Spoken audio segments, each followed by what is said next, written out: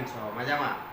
મજામાં જશો. હું છું પ્રતિક પંચાલ અને ડિપેક્સ એજ્યુકેશન યુટ્યુબ ચેનલમાં તમારું સ્વાગત કરું છું. આજે આપણે જોવાના છીએ તરંગા બેચનો પહેલો વિષય. એટલે આપણે દ્વારકાધીશ એજ્યુકેશનમાં મૂક્યો હતો, પણ એની અંદર થોડી ભૂલ રહી ગઈ હતી. તો આપણે ફરીથી આ ચેપ્ટરને શરૂ કરીએ છીએ, એટલે કે સ્ટેટિસ્ટિક વિષયને આપણે આજે શરૂ કરવાના છીએ. બરાબર, શરૂ કરીએ છીએ થિયરી બાદ સૂત્રો અને સૂત્રો પછી દાખલા ગણવાના શરૂ કરીશું. બરાબર, તો જે વિદ્યાર્થીઓ ચેનલને સબસ્ક્રાઈબ ન કરી, વિદ્યાર્થીઓ સબસ્ક્રાઈબ કરી દે અને વિડીયોને લાઇક કરો, શેર કરવાનું, કોમેન્ટ કરવાનું ભૂલતા નહીં. બરાબર, તો આજે પહેલો વિડીયો છે થિયરીનો. અને મેં પહેલાં કીધું હતું એમ કે સ્ટેટ વિષય હું જ ભણાવીશ, સ્ટેટ, ઇકો અને અકાઉન્ટ પણ હું જ ભણાવીશ. તો જે વિદ્યાર્થીઓ ફોર્મ ફિલ ના કરીએ, વિદ્યાર્થીઓ ફોર્મ ફિલ કરી દે. આજે આપણે જોવાના છીએ કે સૂચકાંક એટલે શું.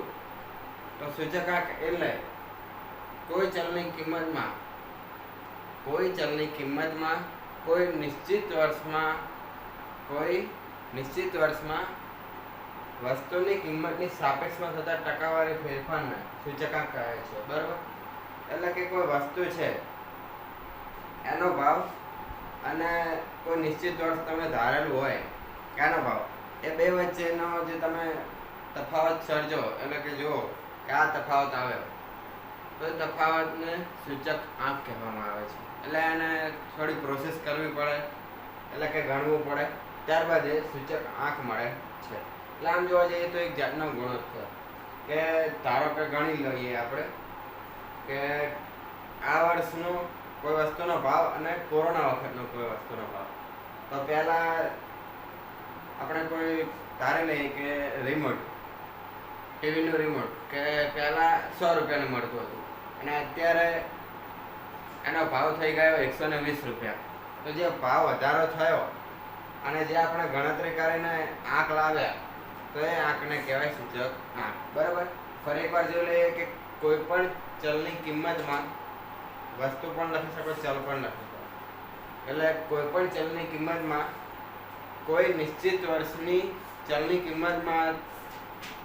કિંમતની સાપેક્ષમાં થતા ટકાવારી કહેવાય. બરાબર, થોડી ભૂલ રહી ગઈ તો કહી દેજો. ફરી એકવાર આપણે સમજાવી દઈએ, 3 થી 4 વાર સમજાવીશું એટલે તમને ખબર પડી જાય. કોઈ પણ ચલની કિંમતમાં કોઈ નિશ્ચિત વર્ષના તે જ ચલની કિંમતની સાપેક્ષમાં થતો ટકાવારી ફેરફાર એટલે સૂચક આંક. બરાબર, સૂચકાંકની વ્યાખ્યા તમને સમજ પડી ગઈ હશે. આગળ આપણે દાખલા જોઈશું એટલે દાખલા સમજાઈ જશે. હવે આપણે જોઈએ આધાર વર્ષ. તો આધાર વર્ષ શું કામ આવે છે, આનો શું ઉપયોગ થાય?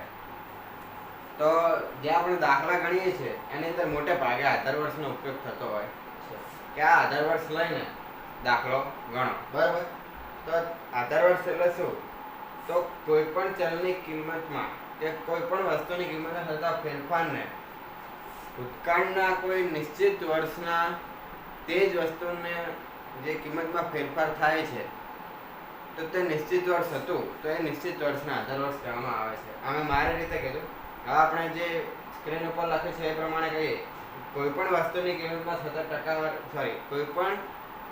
કિંમતમાં થતા ફેરફારને કોઈ ભૂતકાળના નિશ્ચિત વર્ષના તે જ વસ્તુના ભાવ સાથે સરખાવવામાં આવે ત્યારે તે નિશ્ચિત વર્ષને આધાર વર્ષ કહેવામાં આવે છે. બરાબર, તો આધાર વર્ષે મેઇન વસ્તુ હોય છે, એના આધારે મોટે ભાગે દાખલા ગણાતા હોય છે. એની અંદર પણ 2-3 રીતો છે, કે અચલ આધારની રીત, પરંપરિત આધારની રીત, અચલ આધારના પરંપરિતમાં ફેરવવાના, પરંપરિતને અચલ આધારમાં ફેરવવા, એવી રીતે રીતો છે. આપણે 3 થી 4 સૂત્રો જોઈશું આજે, ત્યારબાદ આગળના લેક્ચરમાં આપણે બીજા સૂત્રો જોઈશું. એટલે ટોટલી તમારે આની અંદર જોશો તો 15 થી 18 જેવા સૂત્રો તો હશે જ. બરાબર, પણ ચેપ્ટર ખૂબ જ સહેલું છે અને જે વિદ્યાર્થીઓ ના જોયો હોય આગળનો વિડીયો ના જોયો હોય તો જોઈ લેજો. ને બ્લુપ્રિન્ટ તો આપણે દ્વારકાધીશ એજ્યુકેશનમાં પણ મૂકી જ છે, તો ત્યાં જઈને પણ તમારે બ્લુપ્રિન્ટને જોઈ લેવી, એટલે તમને ખબર પડી જાય કે જે વિદ્યાર્થીઓ ખાલી પાસિંગ માર્ક્સનું વિચારે છે, તો એ વિદ્યાર્થીઓ માટે પણ ભાગ 1 કમ્પ્લીટ છે. એની અંદર જો આપણે પહેલું ચેપ્ટર છે સૂચકાંક, બીજું ચેપ્ટર છે સહસંબંધ, ત્રીજું છે નિયત સંબંધ, ને ચોથું છે સામયિક શ્રેણી. બરાબર, તો સહેલામાં સહેલા 4 ચેપ્ટર છે. જે વિદ્યાર્થીઓને ઓલા સંભાવનાને બધા ચેપ્ટર હાર્ડ લાગે એ વિદ્યાર્થીઓ આ કરી શકે છે. પણ ટોટલ સ્ટેટ સહેલું છે એવું કાંઈ હાર્ડ હોતું નથી. અમુક વિદ્યાર્થીઓને આમ માર્ક જતા હોય તો સંભાવના જેવું ચેપ્ટર છે, આના પછીનું ચેપ્ટર છે એની અંદર વધારે જતા હોય છે, બરાબર. અને અમુક વિદ્યાર્થીઓને પ્રામાણિક વિતરણમાં પણ જતા હોય છે, પણ પ્રામાણિક વિતરણ એવો ચેપ્ટર છે કે આમ તમે આમ આંખ બંધ કરીને દાખલો ગણો તો પણ તમને આવડી જાય, કેમ કે આની અંદર તમને એવી રીતો આવે કે તમને આવડી જાય. ખરેખર આપણે જોઈ લઈએ કે આધાર વર્ષ એટલે શું, તો કે કોઈ પણ વસ્તુની કિંમતમાં થતા ફેરફારને ભૂતકાળના કોઈ નિશ્ચિત વર્ષના તે જ વસ્તુના ભાવ સાથે સરખાવતા જે નિશ્ચિત વર્ષ લેવામાં આવ્યું છે એને આધાર વર્ષ કહેવામાં આવે છે. એટલે કે જે સ્ક્રીન ઉપર તમને લખવામાં આવે છે એ પ્રમાણે તમારે લખવું, બરાબર. ત્યારબાદ છે કે ભાવ સાપેક્ષ એટલે શું, તો કે કોઈ પણ વસ્તુના વર્તમાનના ભાવ અને ભૂતકાળના ભાવ વચ્ચેનો ગુણોત્તર એટલે ભાવ સાપેક્ષ. એટલે જે ફેરફાર આપણે દર્શાવીએ છીએ તો એ ભાવ સાપેક્ષ કહેવામાં આવે છે, બરાબર. તો અહીંયા તમને વ્યાખ્યાઓને બધું સમજાઈ ગયું હશે.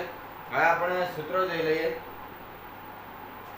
તો સૌ પ્રથમ તો આપણને જે મેઇન સૂત્ર છે કે 1.1 તેની અંદર તમારે અચળ આધારની રીતનું આવશે અને પરંપરિત આધારનું પણ આવી શકે છે, બરાબર. આપણે આગળ જોશું એટલે તમને ખબર પડી જાય. તો પહેલું સૂત્ર છે કે અચળ આધારની રીતે સૂચક આંક. તો આની અંદર સૂત્ર છે કે ચાલુ વર્ષની ચલ રાશિની કિંમત અપોન એટલે કે છેદમાં આધાર વર્ષની ચલ રાશિની કિંમત ગુણ્યા 100, બરાબર. તો જે વિદ્યાર્થીઓને ક્યારથી હજુ યુઝ કરતા ના આવડતું હોય તો એમને કહી દઉં કે એવી રીતે પણ તમે કરી શકો છો કે ચાલુ વર્ષની ચલ રાશિની કિંમત ઉપર લખો અને ભાગાકારનું બટન દબાવીને જે આધાર વર્ષની કિંમત હોય એ લખવાની. ત્યારબાદ તમે પર્સન્ટેજ એટલે કે ટકાનું સાઇન દબાવશો એટલે ફાઇનલ આન્સર આવી જશે. તમારે ગુણ્યા 100 કરીને ઇક્વલ કરવાની જરૂર નહીં પડે.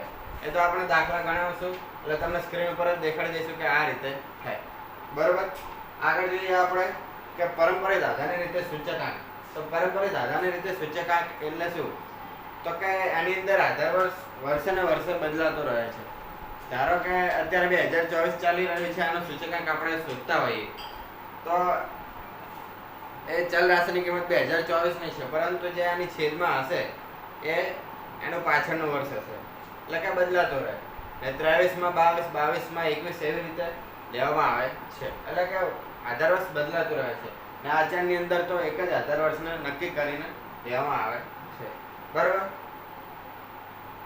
પછી એની અંદર પરંપરિત આધારની રીતે સૂચકાંક. તો એની અંદર સૂત્ર જોઈએ તો કે ચાલુ વર્ષની ચલ રાશિની કિંમત અપોન અગાઉના વર્ષની ચલ રાશિની કિંમત ગુણ્યા 100. સમજી ગયા? ઉપર હતું કે ચાલુ વર્ષની ચલ રાશિની કિંમત અપોન આધાર વર્ષની, ને આની અંદર છે કે અગાઉના વર્ષની. બહુ ફરક નથી, પણ તમારે એ સૂત્ર ના લખો તો પણ માર્ક કપાઈ જાય છે. ત્યારબાદ છે કે આધાર પરિવર્તન. તો આધાર પરિવર્તન એટલે શું, તો કે આપણે વાંચી લઈએ કે અચળ આધારના સૂચકાંકને પરંપરિત આધારના સૂચકાંકમાં ફેરવો, બરાબર. તો આધાર પરિવર્તન થયું. તો આપણે જોઈએ તો કે જે આ લખ્યું છે કે અચળ આધારના સૂચકાંકને પરંપરિતમાં ફેરવો, તો આપણે શોધવાનું છે પરંપરિત. તો આની અંદર તમારે લખવાનું પરંપરિત આધારનો સૂચકાંક બરાબર ચાલુ વર્ષનો અચળ આધાર સૂચકાંક. એટલે કે જે તમને સૂચકાંક આપ્યો હશે એ સૂચકાંક લખવાનો, એટલે ચાલુ વર્ષનો અચળ આધાર સૂચકાંક અપોન અગાઉના વર્ષનો અચળ આધાર સૂચકાંક. કેમ કે પરંપરિત છે તો અચળ આધારે આવશે, એટલે અચળ આધારે એટલે કે ચાલુ નહીં અગાઉના વર્ષનો અચળ આધાર સૂચકાંક ગુણ્યા 100. ફરી એકવાર જોઈ લઈએ કે પરંપરિત આધારનો સૂચકાંક બરાબર ચાલુ વર્ષનો અચળ આધાર સૂચકાંક અપોન અગાઉના વર્ષનો અચળ આધાર સૂચકાંક ગુણ્યા 100.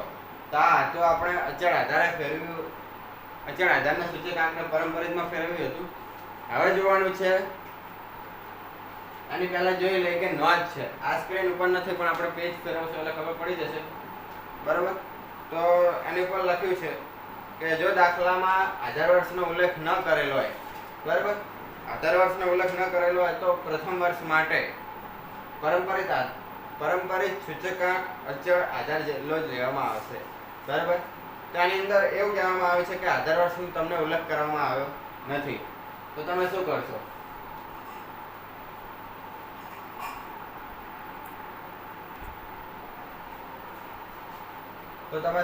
બરાબર. તો આની અંદર કરવાનું એવું કે આધાર વર્ષ તરીકે કોઈ નિશ્ચિત વર્ષને ધારી લેવાનું હશે. એ આપણે દાખલા ગણાવીશું એટલે ટોટલી તમને ખબર પડી જશે. આની અંદર તમને હજુ ના સમજાય, ઉપરથી થિયરી એટલે ઉપરથી જ જતું હોય. બરાબર. તો બહુ મગજમાં ન લેતા, પણ આ સૂત્રોને યાદ રાખી લેજો.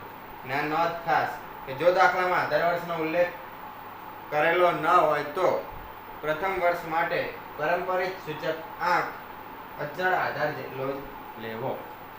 બરાબર.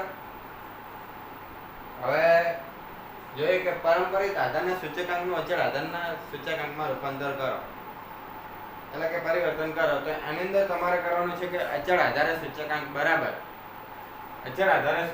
બરાબર ચાલુ વર્ષનો પારંપરિક આધારે સૂચકાંક ગુણ્યા અગાઉના વર્ષનો અચળ આધારે સૂચકાંક ભાગ્યા 100. ઓલાની અંદર એવું હતું કે ગુણ્યા 100 થતા હતા, પણ આની અંદર ભાગ્યા 100 થશે. પણ જે મેં તમને પહેલા કીધું તો એ રીતે જ કરવાનું. જે તમે ભાગાકાર કરતા હતા એ ચાલુ વર્ષની ચલ રાશિની કિંમત આધાર વર્ષ કે અગાઉના વર્ષની ચલ રાશિની કિંમત ગુણ્યા 100. તો એની બદલે તમારે કરવાનું કે ચાલુ વર્ષની કિંમત હોય ગુણ્યા અગાઉના વર્ષની કે અચળ આધારની, એ જે આ માંગ્યું છે કે અગાઉના વર્ષની, તો અગાઉના વર્ષની ચલ રાશિની કિંમતનો સૂચકાંક બરાબર ભાગ્યા 100. તો તમારે ગુણાકાર કરીને પર્સન્ટેજ દબાઈ દેવાનો, એટલે તમારો ફાઇનલ આન્સર આવી જશે. તો દાખલા આપણે આગળના લેક્ચરમાં નહીં, પરંતુ એના આગળના લેક્ચરમાં ગોઠવીશું. કેમ કે આની અંદર હજુ આપણે લાસ્પેર, પાસે, ફિશર એ સૂચકાંકો બાકી છે. ત્યારબાદ નાણાંની ખરીદ શક્તિ, કૌટુંબિક અંદાજપત્રની રીતે, બરાબર, એ હજુ અમુક રીતો બાકી છે. હું તમને કહી દઉં એટલે જે બાકી હોય ખબર પડી જાય. પછી છે કે ફુગાવાનો દર, વાસ્તવિક વેતન, આ બધા સૂત્રો હજુ તમારે બાકી છે. એ તમને ખબર પડી જાય એટલે તમે કમ્પ્લીટ શીખ્યા કહેવાય. એની અંદર પણ તમારે એવું આવશે કે P0, P1, Q0, Q1 એવી રીતે આવશે, પણ તમારે થોડું ગોખવું પડશે એટલે તમને દાખલામાં લોચા ના પડે. બરાબર. તો કમ્પ્લીટ થિયરી તમને સમજાઈ ગઈ હશે. જે વિદ્યાર્થીઓને ન સમજી એ કોમેન્ટમાં જણાવી દેજો, અને ફરી એકવાર જોઈ લેજો. 2-3 વાર વિડીયોને જોશો એટલે તમને ખબર પડી જશે, અને જાતે વાંચશો તો પણ તમને મગજમાં બેસી જશે. બરાબર. કેમ કે આ અમુક જે આપણે જોઈએ કે થિયરી છે, જેમ કે આ સૂચકાંક એટલે શું, આધાર વર્ષ એટલે શું, ભાવ સાપેક્ષ છે, તો અમુક છે એ IMP છે એટલે મેં સ્ક્રીન ઉપર લખેલી છે કે આ પૂછાય. બાકી સૂત્રો તો તમારે મોટા કરવા જ પડે, સૂત્રો તમારે લખી દેવાના. હવે આગળના લેક્ચરમાં આપણે મેં કીધું એમ કે લાસ્પેર પાસે અને ફિશરનો સૂચકાંક જોઈશું, અને ત્યારબાદ બીજા પણ સૂચકાંક આપણે જોતા રહીશું, અને ત્યારબાદ આપણે દાખલાને શરૂ કરીશું. બરાબર. તો જે વિદ્યાર્થી ચેનલને સબસ્ક્રાઇબ ના કરે સબસ્ક્રાઇબ કરી દેજો, અને લાઈક કરવાનું ભૂલતા નહીં, શેર કરવાનું ભૂલતા નહીં. અને ખાસ કોઈ ડાઉટ હોય અને કોઈ વિદ્યાર્થીને એવું થાય કે તમે સારું એવું ભણાવો છો તો અમારો જુસ્સો વધારવા પણ તમે સારી એવી કોમેન્ટ કરી શકો છો. કોઈ પ્રોબ્લેમ નથી, જેથી અમને પણ ઇન્સ્પિરેશન મળે અને અમે સારું એવું ભણાવી શકીએ, સારું એવું મટીરિયલ તમને આપી શકીએ. બરાબર. તો અહીંયા અમારો વિડીયો પૂરો થાય છે. જો તમને મારો વિડીયો પસંદ આવ્યો હોય તો વિડીયોને લાઈક કરો, શેર કરો, અને અમારી ડિપેક્સ એજ્યુકેશન યુટ્યુબ ચેનલને સબસ્ક્રાઈબ કરો. અને જે વિદ્યાર્થીઓ હજુ ફોર્મ ફિલ કરવાનું બાકી હોય તો પ્લીઝ ફોર્મ ફિલ કરી દો, જેથી અમને ખબર પડે કે અમારી જે આ વિનામૂલ્યે શરૂ કરેલી બેચ છે એની અંદર કેટલા વિદ્યાર્થીઓએ રજીસ્ટ્રેશન કરેલું છે, કેટલા વિદ્યાર્થીઓ અમારી સાથે ભણે છે. બરાબર. તો અહીંયા વિડીયો આપણો આજનો પૂરો થયો. આગળના લેક્ચરમાં થોડી થિયરી હશે, ત્યારબાદ દાખલા શરૂ થશે, પછી કમ્પ્લીટ આખું ચેપ્ટર આપણે બતાવી દઈશું. બરાબર. અને બીજા પણ વિષયો સાથે ચાલતા રહેશે. તો તમારા વિડીયો જોવા બદલ આભાર. મળે આવતા વિડીયોમાં. ત્યાં સુધી take care, best of luck. બરાબર. જય હિન્દ, જય ભારત.